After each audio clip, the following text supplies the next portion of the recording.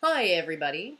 For those of you who, or one of you who was asking to see what my dog looked like, here she is.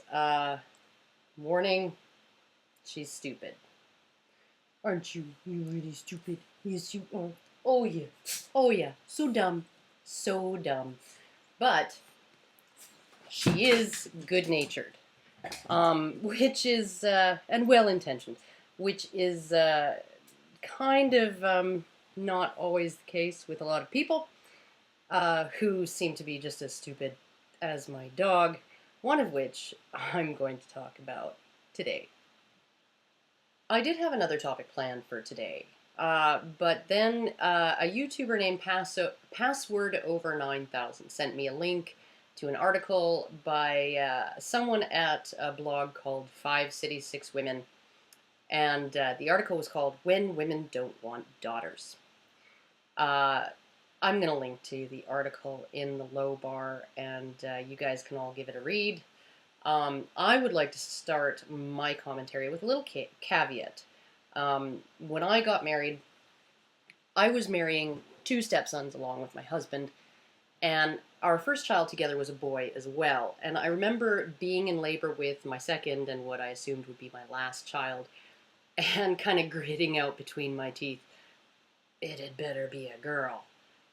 If my daughter had turned out to be a son, I can't say my disappointment would have registered more than maybe a zero point 0.1 on the Richter scale of letdowns. But with three boys already, I will admit I'd been hoping for a girl. Little did I realize that my girl would end up less verbally and socially wired and more rough and tumble than any of her brothers, more prone to using the kitchen chairs for evil, more ingenious at breaking gates and making a run for it at age 2, using the oven racks as a ladder to climb up on the kitchen counters before she was a year old, and more interested in jumping from potentially bone breaking heights than her brothers right from the time she started walking at 8 months. So she wasn't your typical girl, and she really still isn't. Um, she's not prone to a lot of the emotional maladies that the author Erin KLG of this article claims scare some women away from having daughters. She might have been hard on the blood pressure. I think I probably produced more adrenaline in the first 5 years of her life than your average base jumper. Um, but she was never moody or dramatic or manipulative and dangerous, at least not dangerous to anyone other than herself. She wasn't too girly, which are some of the justifications that Aaron KLG places in category one, the category girls are harder to raise than boys. Um, and while my own daughter may have been really hard on my adrenal glands and harder than she ever was on my emotions, I would guess that girls are probably a lot more likely than boys to be hard on a parent emotionally. Uh, but at the same time, that's as much about a parent's choice in how to respond to the negative behavioral traits that are more commonly found in girls than in boys. You can really let those behaviors fly and you can let them really bother you, or you can tell her to pull up her big girl panties and that you're not going to buy her DVAC today or any other day. Boys and girls in general do present different challenges, and for a woman who is raised with or by a challenging female, a borderline or a narcissist or a manipulator or a diva or a drama queen or a high maintenance princess, um, I can see hoping to avoid that particular set of potential challenges in favor of uh, what this author calls the easier way. And just to clarify why I put easier way in those quotes, just yesterday, a friend of mine called to tell me her 5-year-old son had been sent home from school early for intentionally peeing all over the bathroom floor and intentionally plugging the toilet because, in his words, I hate school, so I want people to have to walk in my pee. As you can see, boys are always much easier on a parent than girls. However, This wasn't really my main complaint with this article. In fact, I found a lot of her criticisms of that justification to be actually quite sound. And that half of the article was refreshingly free of things I can reasonably criticize. It wasn't until I got to reason two as to why some women prefer to have sons that I really just found my blood boiling. I'm just going to quote directly from the article. Reason number two. I don't want a girl because the world is harder for girls. She goes on to say, surprise, it is. But when we're not dodging rapists or avoiding math and science, we do like to have some fun. I mean, fun we can afford. Our paychecks are only 78% of our male counterparts' checks. This is the camp that most of my friends agree is a more reasonable one. After all, it is the truth. All caps. It's hard out there for an XX. When women say this, it usually comes from a place of personal experience, and their hope is to avoid being part of a process that inflicts more pain on another human being. That is, giving birth to a girl. I can understand that.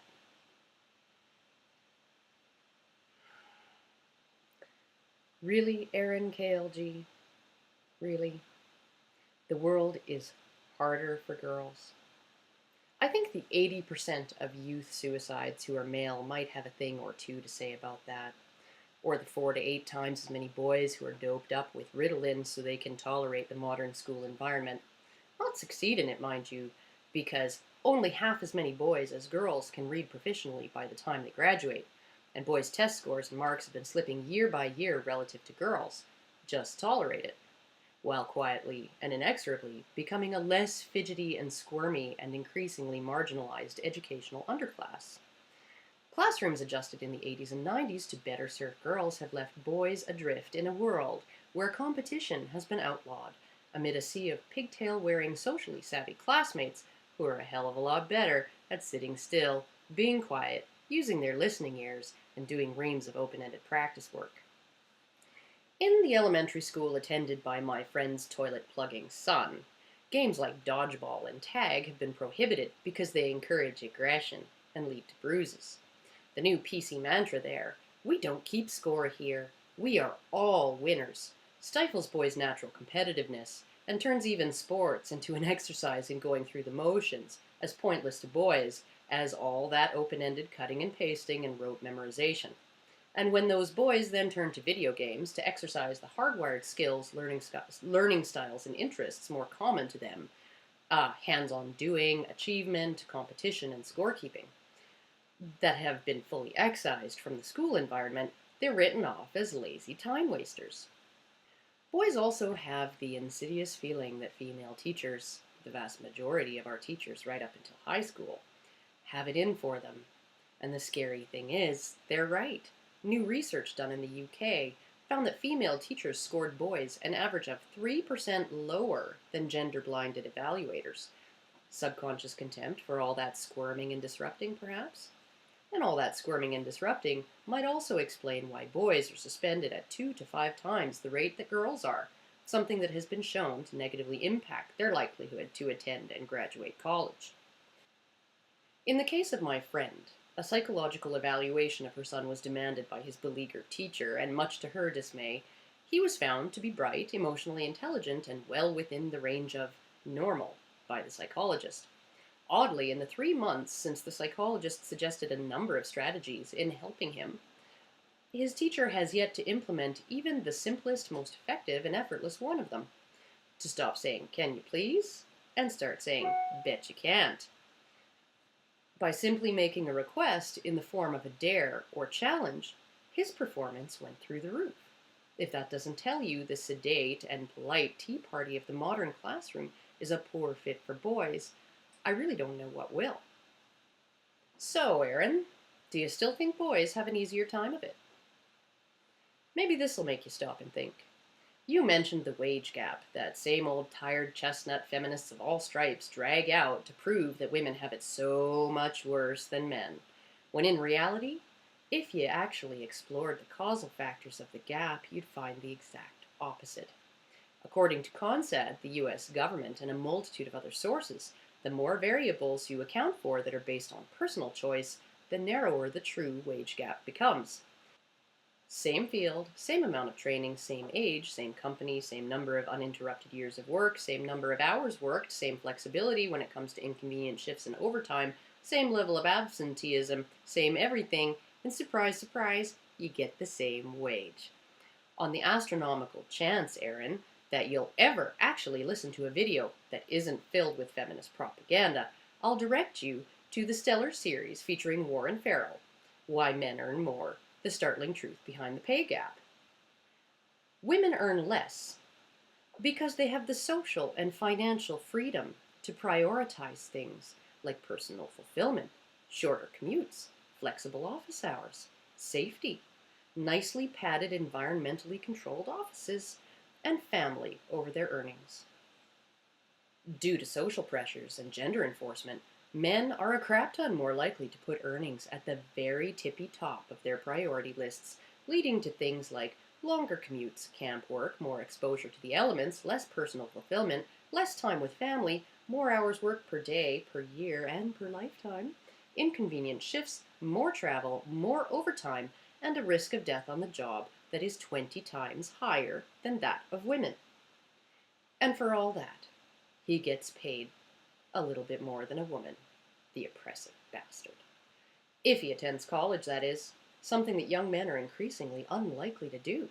Young women have a 50% higher likelihood of finishing high school and a 50% higher likelihood of attending and graduating from post-secondary, a fact which has led to current average earnings for women under 30 in U.S. cities being 8% higher than those of their male peers. Are you waking up yet, Ms. KLG? No? Well, here are some other perks of being male in our culture. Aside from the higher risk of suicide and death on the job, your friend's little blue privileged bundles face at least a 10 times greater risk of homelessness, 20 times the risk of being incarcerated, with consistently longer sentences for the exact same crimes, a 3 to 4 times greater risk of being a victim of violent crime, an exactly equal risk of being a victim of domestic violence, along with a roughly 0% chance of being offered a bed in a shelter, an exactly equal risk of being forced into sexual intercourse, but the privilege of having it not be considered rape in 80% of cases simply because the perpetrator was female, twice the risk of having a spouse initiate the divorce, 20 times the risk of losing custody of the children upon said divorce, and a higher death rate with respect to 14 of the 15 leading causes of death, leading to a lower life expectancy, and the understanding that despite all this, roughly 8 to 100 times as much public money will be spent on the health of the opposite sex. And some doozies that little blue bundle of privilege gets to enjoy that girls and women never will. The privilege of being forced into the burdens of parenthood against his will. The privilege of having a child he wants aborted against his wishes. The privilege of paying child support at age 14 to the 30-year-old woman who raped him. The privilege of being laughed at or jailed when his girlfriend or wife batters him. And all the potential joys of having his genitals mutilated as an infant and then growing up to hear women freely opine on their preference for mutilated men. And if that's not enough to convince you that boys do not and will not have it easier than girls in this culture, let me direct you to this lovely, lovely gem in your article. By having a boy, they can breathe easier. This is why women fret over the safety of their future daughters, but not over whether their future sons will be rapists or serial killers. And if you have had such a worry, I salute you. By this argument, we worry about having a victim, but don't change the structure that produces the victimizers. And that's when my head exploded. Really, Aaron? Fucking really?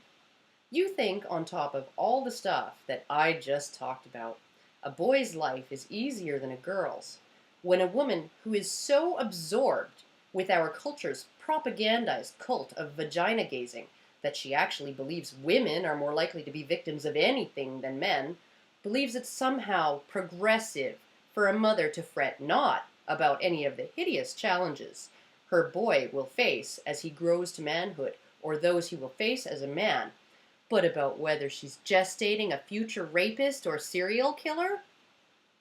You honestly believe that growing up in a culture so eager to equate maleness with all that is evil that we've sunk to painting boys as potential rapists and serial killers before they even emerge squalling from their mother's wombs, only to have their parents encouraged by doctors to have half the skin and nerves of their dicks chopped off without anesthetic? You really think that's fucking privilege? I'm starting to understand why the suicide rate in young men is so fucking high, Aaron. Our culture is so determined to convince boys they're privileged when they are anything but, that when those boys actually wake up to reality and see the extent and extremity of the lie they've been told all their lives, it's not like finding out Santa Claus isn't real. It's the equivalent of watching Santa Claus being torn to pieces and eaten by his own fucking reindeer, after which they all take a piss on the shiny presents he was supposed to deliver. And if, after watching this video, you still believe your article is any kind of reflection on the truth, capitalized, all I can do is relay a personal message to you from my sons. Fuck you.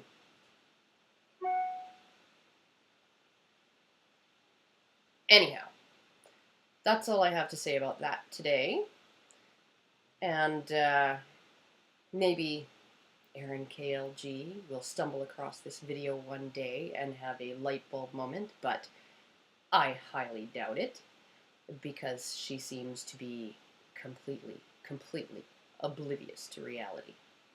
So, I guess I'll just, I don't know, head off and maybe put these blanched veggies in the little baggies to go in the freezer. And I'll see you all next time.